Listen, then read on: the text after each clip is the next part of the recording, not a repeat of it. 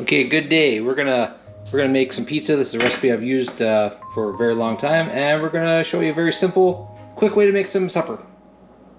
For this, I'll go through it step by step, but I try to minimize the amount of dishes I make when I do this, so I'll sort of show you my method. You want to have a couple measuring cups, and at least one of them should still have the graduations on it, so you can tell what you're doing. Just kind of a mixing bowl of any sorts, a couple spoons, and toppings, whatever you want on it. But it's just simply is flour, it's vegetable oil, it's a bit of yeast and water, and some salt. And that's about all there is to making the crust. After that, it's just the toppings and bake it. So let's get into it. So all I do for the water, you want it warm. My wife always says I make it way too hot.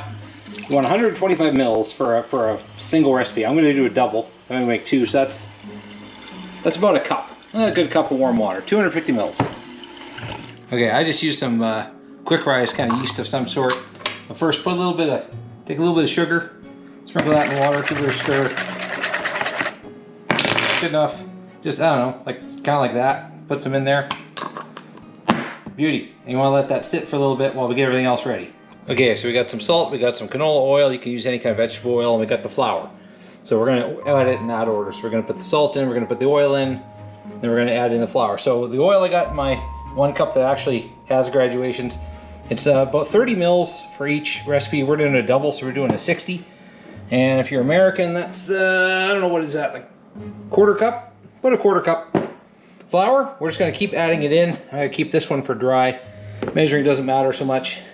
We're going to go by the feel of the dough. Alright, let's get some salt in there. This is kind of to taste. I just sort of let it rain for about that much or so. That's good. Throw in your oil.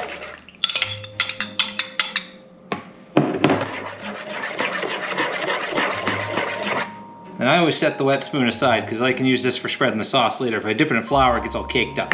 So I'll switch to my wooden spoon for the flour. All right.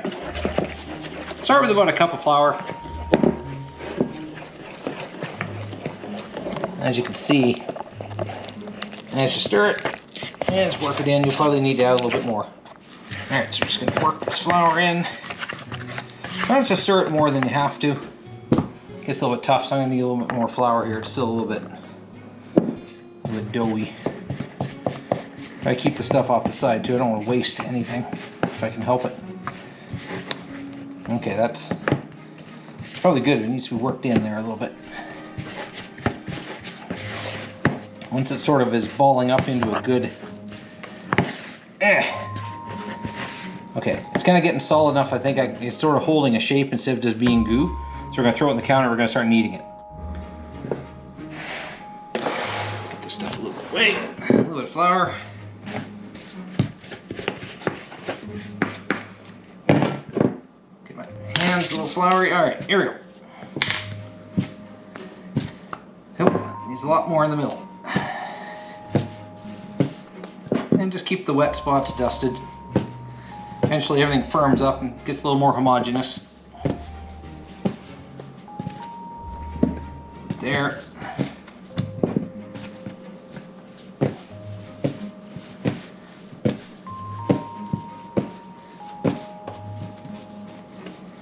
And maybe a little bit dusting on that. It's still a little sticky. I don't like it to be sticky. I kind of just want it to be like that. Okay, now we're gonna clean this off because all these little crust stuff, you gotta get this cleaned out of here. Set that aside. Yeah, it's just a piece of plastic basically, a little pastry knife. This is like a very underrated tool.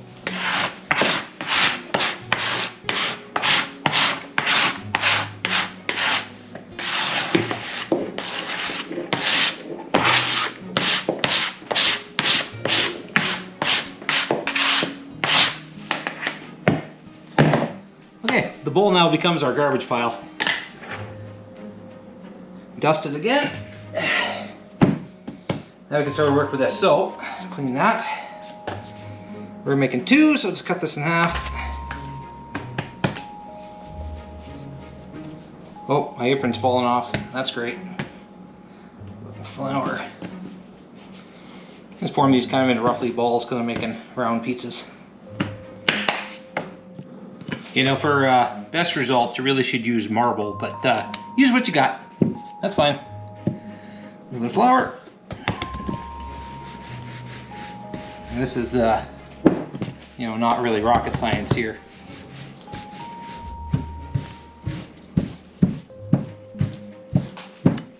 Good enough. All right. You want to take your pan and just sort of hold it over top. So I got it about perfect there for that pan size. So put a little bit of canola oil or whatever oil you're using onto the pan. I'm gonna smear this around. They're gonna put the dough on, and that's one done. Pan good and greasy. Get the edges too. You gotta get the edges. You gotta get everything so it doesn't stick so bad. Nice and shiny. All right, I flop it in half, put it on, flop it back the other way. If you like crust, leave a little bit hanging off the edge. Perfect.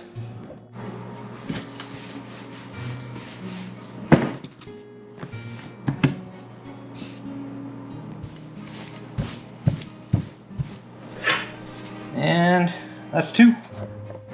My GoPro is getting very, very floury now, so. All right.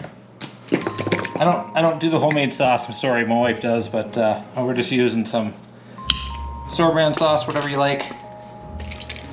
And you know, this part is just kind of put on whatever toppings you want. I don't need to explain this part to you. Oh, come on, there we go. Didn't cut it all the way through. I'm missing a lot here. Got some of this pre-cooked bacon crumble stuff. You use it up. Pizza and chili are 2 things that you use to clean out the fridge.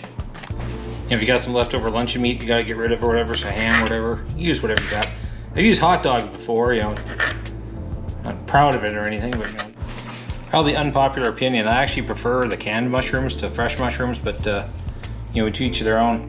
My wife makes these homemade, so these sweet pickled jalapeno peppers. I'm just gonna put some just on half of this one. Some people don't like the spice, but I'll just put a few on. Good enough. And I usually drizzle a little bit of the syrup on there too. Good enough. Okay, there's one more very important thing I gotta tell you before we put these in the oven. Okay, so I put lots of cheese on mine. So before I throw them in, one last thing is find some garlic salt. I use this stuff, just sort of a general garlic spread salt stuff. Let's give her a little dusting on the top there. Not tons, just a little bit, a little sprinkle.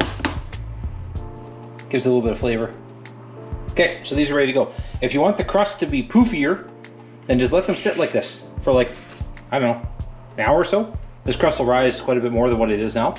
If you want more of a thin crust, which is normally how I do it because I'm usually in a hurry, I just put them in right now. Put them in right now, they won't rise a ton, but it makes a pretty good crust. If you like the thicker, poofier crust, just let them rise for an hour or 2. Put them in about 350, 380, everyone's oven is different. Just put them in, bake them. Just don't burn them. This oven tends to burn the top a little bit, so I gotta be careful. But that's about it. The whole thing from start to finish should take about, I don't know, not even half an hour, including cleanup. Alright, so now it's just a little bit of cleanup. All the garbage I've just been stacking in the mixing bowl. Remember, if you have any leftover mushrooms or toppings, you want to be able to put them in a container so that you can find them in the fridge in about a month and throw them away. Okay, and here's the final product when they're out of the oven there. I usually cook them for about 25 minutes or so. Depends how hot your oven is. It's going to be a little bit different for everyone, but just get pick it up. Oh yeah, golden brown. But that's it. Yeah, cleanup is pretty simple. Like, you don't actually use a lot of dishes. It's pretty hearty the way I make it. I put lots of cheese, lots of toppings on it. Crust is nice and dense. I like that. It's not. It didn't rise too much, but this is about kind of what I want. Like, it's a little bit of a poof to it, but it's not just like you're chewing on a foam mattress the whole time. So, okay. If you like this, leave a comment below. I'll put the actual recipe, the notes, like the amounts in the description, so you can just read that if you want the details again.